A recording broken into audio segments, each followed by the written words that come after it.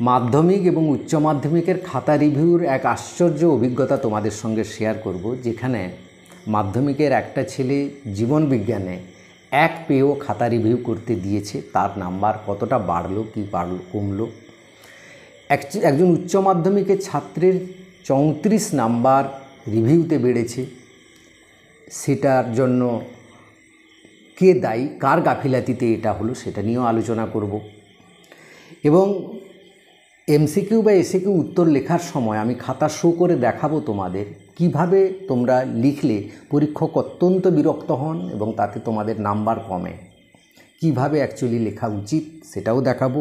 এবং মাধ্যমিক জীবনবিজ্ঞানের আরেকটি জায়গা রয়েছে ছবি আঁকা, যেটা তোমরা উচ্চ মাধ্যমিকেও এইচএসে যাবে, এরপর তোমরা পড়বে, দেখবে ছবি আঁকতে হবে তোমাদের।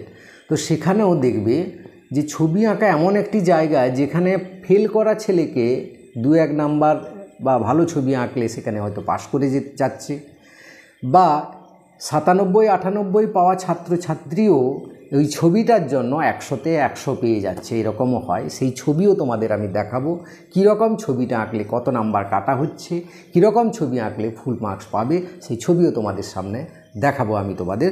তাই ভিডিওটা শেষ পর্যন্ত দেখো, ভালো লাগলে লাইক করে অবশ্যই বন্ধুদের শেয়ার করে দিও, চ্যানেলে নতুন হলে চ্যানেলটা সাবস্ক্রাইব করে নিও। দেখো, প্রথমেই আসি যে একটি ছাত্র জীবনবিজ্ঞানে 1 পেয়েছে, সে খাতা রিভিউ করতে দিয়েছে এবং আমি প্রথমেই বলে দিচ্ছি তার খাতা রিভিউতে 1 নাম্বারও বাড়েনি। তো যে জীবনবিজ্ঞানের লেখাতে 90-তে 1 পায় আর প্রজেক্টে 10-এ 10 পায়, সে অন্যান্য সাবজেক্টগুলোতে নিশ্চয়ই খুব একটা বেশি নাম্বার পেয়েছে বলে আমার মনে হয় না, কারণ তার লেখার ধরন ইত্যাদি দেখে বোঝা যাচ্ছে অন্যান্য সাবজেক্টও একই অবস্থা হবে। তো হয়তো আশা করেছিল কিছু নাম্বার বেড়ে হয়তো পাস করিয়ে দেবে সরকার, কারণ সরকার চাইছে পাস করাতে, কিন্তু সেরকমটা হয় না। আসলে যারা রিভিউ করো, পিপিআর বা পিপিএস করো, কি সিস্টেমে করা হয় আমি একটু বলে দিই তোমাদের, দিলে তোমাদের পুরো ব্যাপারটা ক্লিয়ার হবে। দেখো, যখন রিভিউ করতে দেওয়া হয়, হেড এক্সামিনার কয়েকজন টিচারকে ডাকেন এবং সেই খাতাগুলো তাদের হাতে কিছু কিছু তুলে দেন, 40, 50, 100 খাতাটা তুলে দেন তাদের হাতে রিভিউ করার জন্য। তো তারা কি করেন না, তারা পুরো খাতাটা চেক করেন। আবার চেক করা মানে কোনো প্রশ্নের উত্তর মার্কিং হয়েছে কি না, আনমার্কড থেকে গেছে কিনা, বা চেক হয়েছে না হয়নি, কোথাও বেশি নাম্বার পড়ে গেছে কিনা সেটা দেখেন। যদি বেশি নাম্বার পড়ে গিয়ে থাকে, তিনি যদি মনে করেন নাম্বার কমাতে, তিনি কমাবেন। যদি মনে করেন না এখানে বোধহয় 3-এ 3 পাওয়া উচিত, পরীক্ষক 2 দিয়েছেন, সেখানে 1 আর বাড়িয়ে 3-এ 3 করে দেবেন, এটাও করতে পারেন। আর যেগুলো চেক করা হয়নি সেগুলোকে তিনি চেক করে নাম্বার দিয়ে আবার টোটাল যোগ করেন। সে স্ক্রুটনি বা পিপিআর পিপিএস মানে এই নয় শুধু টোটালটা যোগ করা, অনেকে বলে তা কিন্তু নয়, পুরো খাতাটাকে আবার রিচেক করা হয়। হ্যাঁ, এটাই হচ্ছে পিপিআর বা পিপিএস বা স্ক্রুটনি যাই বলো না কেন, এইভাবেই কিন্তু করানো হয়, খাতাগুলোকে রিভিউ করানো হয়। তো সেখানে আর ভুল থাকার কোনো জায়গা থাকে না। হ্যাঁ, কারণ তারপরে হেড এক্সামিনারও সেই খাতাগুলো আবার দেখেন, চেক করেন কোথাও কি ভুল থেকে গেছে কি না। তো এতগুলো স্টেপের পর নিশ্চয়ই আর ভুল থাকবে না। সেক্ষেত্রে দেখা গেছে নাম্বার বাড়লেও বাড়তে পারে, কমলেও কমতে পারে।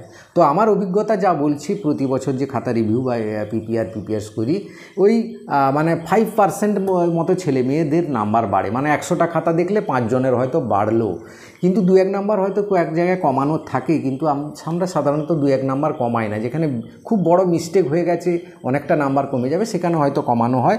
তো খাতা রিভিউ মানে নাম্বার বাড়বে, এই ধারণাটা কিন্তু তোমাদের ভুল থাকা উচিত।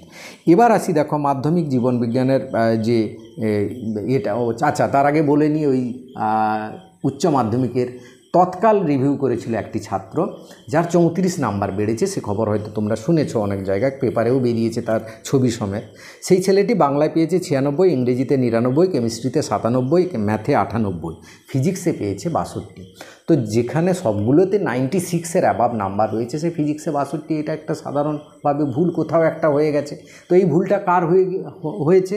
যিনি পরীক্ষক খাতা দেখেছেন তিনি হয়তো কোথাও যেমন 62 লিখতে গিয়ে 26, 26 লিখতে গিয়ে 62, এরকম যেরকম হয় সেরকম কিছু একটা ভুল করতে পারেন। বা তিনি কিছু ভুল করেননি, তিনি সঠিক করেছেন। যে হেড এক্সামিনার মার্কসটা আপলোড করেছে ওই পোর্টালে, তিনি হয়তো ভুল করে ওখানে কোথাও অন্য জনের মার্কস তুলে দেওয়া হয়েছে, সেটা হতে পারে।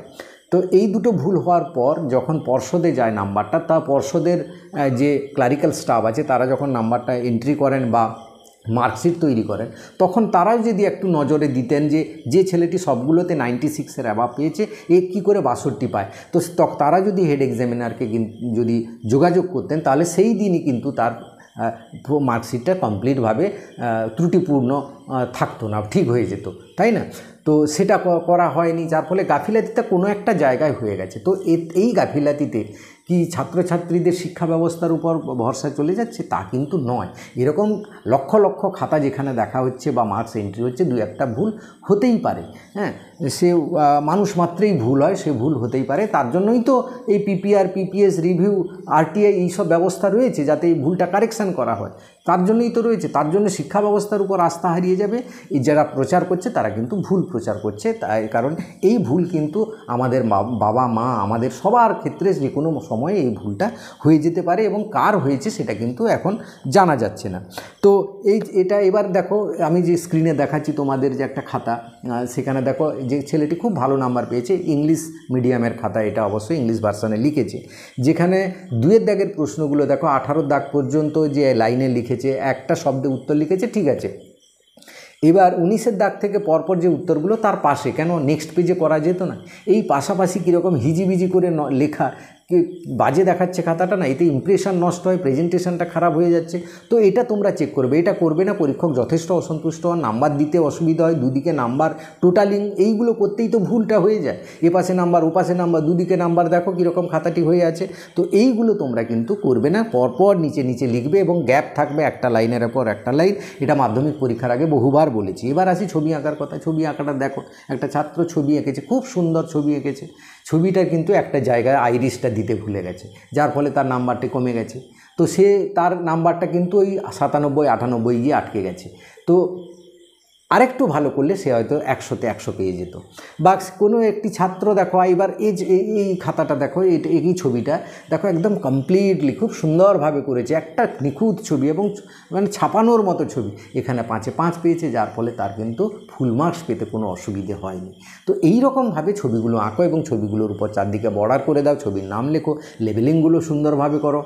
এইরকম ছবি আঁকলে কিন্তু 100-র 100 পাবে, বা মানে ফুল মার্কস তোমরা পাবে। তো উচ্চ মাধ্যমিকে তোমরা যাবে যখন, বা তোমাদের আত্মীয় স্বজন যারা পরবর্তী ভবিষ্যতে পরীক্ষা দেবে, তাদের কাছে এই ভিডিওটা অবশ্যই শেয়ার করে দেবে, এবং উচ্চ মাধ্যমিকে তোমাদের এই অভিজ্ঞতা কাজে লাগবে, সেইভাবেই তো ছবি আঁকবে। কারণ উচ্চ মাধ্যমিকে এমসিকিউর পর যখন বড় প্রশ্ন হবে তখন ছবি থাকবে, সেগুলো কিন্তু ভালোভাবে আঁকবে। তো এই ছিল আজকের ভিডিওটা অবশ্যই লাইক করে বন্ধুদের শেয়ার করে দিও। Thank you for watching.